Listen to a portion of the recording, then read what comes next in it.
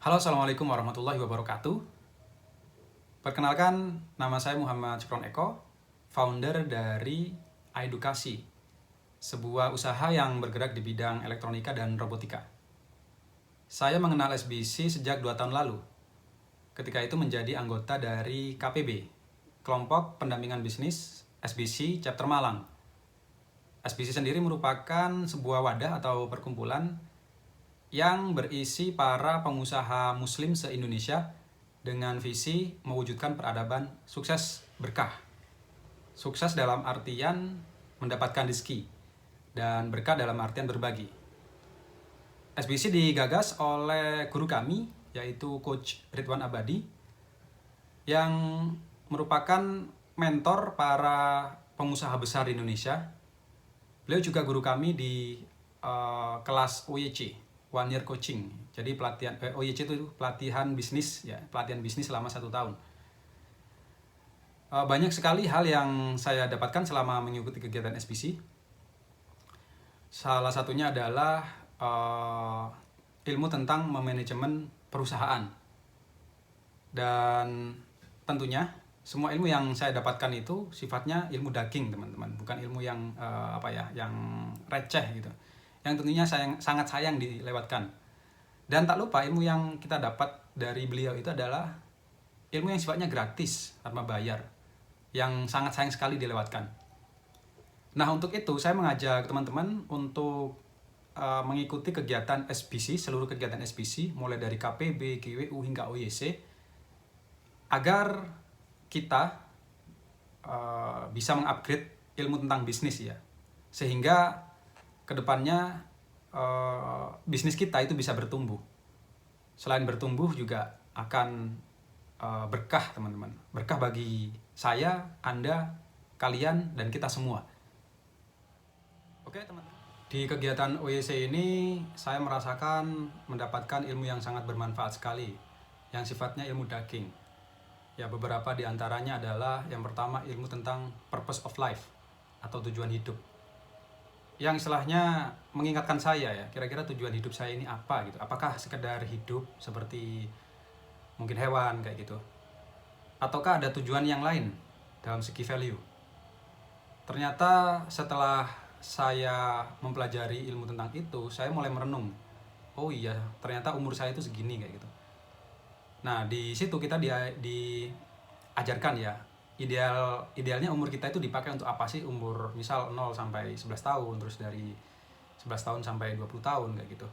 Itu sebenarnya idealnya itu untuk apa? Kalau kita masih berkutat, misal belajar ilmu tentang agama di umur 50 tahun, sebenarnya itu sudah bukan waktunya, ya. Karena waktu umur 50 tahun misal itu waktunya untuk santai kayak gitu, sudah pensiun dari perusahaan kayak gitu. Nah, jadi di situ saya merimain diri sendiri, menyadarkan diri sendiri, oh iya ya, saya ini umurnya udah segini gitu, harusnya saya ini udah mulai bisnis jalan kayak gitu. Nah, itu yang pertama. Sehingga nanti ketika tua, ketika bisnis saya di masa muda ini udah jalan, terus udah ngomset, udah menghasilkan tabungan, bahkan mungkin tabungan berupa properti kayak gitu. Jadi nanti di masa tuanya itu saya bisa santai-santai, ya. Santai-santai dalam artian ada backupan dana kayak gitu.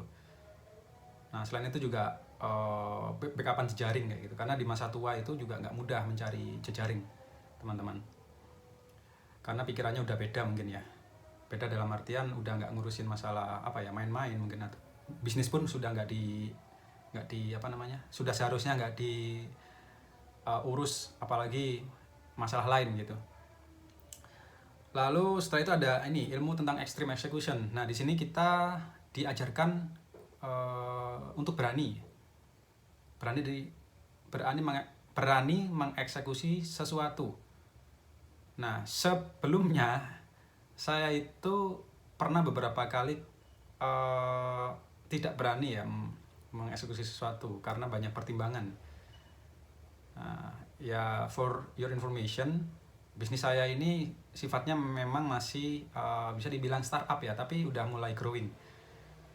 Nah, semuanya saya lakukan sendiri, tapi ini udah mulai menata manajemen. Saya sudah baru aja nyewa tempat, terus nanti hire karyawan kayak gitu. Nah ini saya beranikan, bahkan saya nyewa tempat ini juga masih belum punya dana istilahnya, tapi saya yakin dengan kekuatan rezeki ya, insya Allah ada aja nanti yang uang yang akan saya storekan gitu ke pemilik rumah yang notabene nanti akan saya jadikan kantor kayak gitu. Nah kalau dulu saya takut, dulu saya masih mikir, wah ini nanti gimana kalau kayak gini, gimana, wah kalau mikir terlalu banyak, terlalu lama, itu malah ide-ide kita yang akan kita eksekusi itu tidak akan terlaksana kayak gitu. Yang kalau sekarang udah beda, karena dapat ilmu seperti itu, extreme execution, eksekusi yang se-ekstrim-ekstrimnya, gimana caranya gitu kan, gimana caranya dapat uang dengan cara singkat misal kayak gitu kan, gimana caranya membangun bisnis dengan modal yang sedikit misal kayak gitu. Nah itu ya yang ilmu yang sangat daging sekali yang saya dapat gitu, sangat-sangat bermanfaat. Lalu selain itu juga tentang memanajemen perusahaan. Nah sebelumnya saya juga takut mendelegasikan gitu pekerjaan saya ke orang lain, karena saya rasa saya itu nggak percaya sama orang gitu ya, terlebih kalau sifatnya itu detail. Nah saya kan bergerak di bidang elektronika dan robotika kayak gitu. Saya masih merasa pikiran yang sempit ya, masih terkungkung pikiran yang sempit. Misal ketika ada orderan gitu yang seharusnya saya delegasikan, sehingga saya harus mengeksekusi itu. Akibatnya apa? Akibatnya waktu yang lain itu terbuang. Misal waktu untuk memikirkan perusahaan kayak gitu, itu campur aduk jadi satu waktu di otak ini. Mikir produksi, mikir pemasaran, mikir apalagi, mikir perusahaan, mikir ini, mikir itu. Wah, jadinya kan nggak bagus ya. Harusnya itu didelegasikan lah. Tapi ya dengan ilmu tentunya, nggak asal-asal mendelegasikan kayak gitu. Lalu selanjutnya memanajemen perusahaan sudah ya. Itu ya beberapa di antaranya ya. Nah, hal yang saya rasakan selama mengikuti kegiatan OJC ini adalah yang pertama itu meluruskan niat. Nah, di Purpose of Life saya merasakan istilahnya hal-hal yang perlu diluruskan kayak gitu, bahwa kalau kita jualan itu, kalau kita berbisnis itu jangan hanya menguntungkan diri sendiri. Jangan hanya money oriented lah istilahnya, tapi kita juga diajarkan gimana caranya agar bermanfaat bagi orang lain kayak gitu, sehingga nanti di situ akan ada keberkahan ya, saling ridho istilahnya, dan itu dampaknya sangat besar sekali. Salah satunya terhadap produk ya, nilai atau value yang ada di produk itu kayak gitu. Jadi kita nggak asal-asal jual produk, kita jual produk dengan istilahnya dengan keridhaan lah ya. Keridhaan dalam artian saya nggak asal jual produk. Jual produk itu saya berikan ke customer sesuai dengan kebutuhan dia gitu. Jadi sifatnya itu juga ada sifat menolong kayak gitu. Nah kalau dulu mungkin ya pernah ada yang penting jualan lah, yang penting laku, gimana caranya meski produknya jelek kayak gitu. Itu mungkin pernah saya lakukan. Tapi kalau sekarang itu udah beda lah pikirannya. Justru ketika kita memikirkan dari sisi konsumen itu, harusnya traffic dari penjualan kita itu semakin besar, karena nanti konsumen jika merasa puas itu mereka akan mereferensikan produk yang dia beli kayak gitu. Lalu selanjutnya yang kedua mendapatkan jejaring ya, networking. Nah di OYC ini ada sekitar hampir 100 member yang sampai sejauh ini yang masih aktif ya. Nah di sini semuanya pengusaha.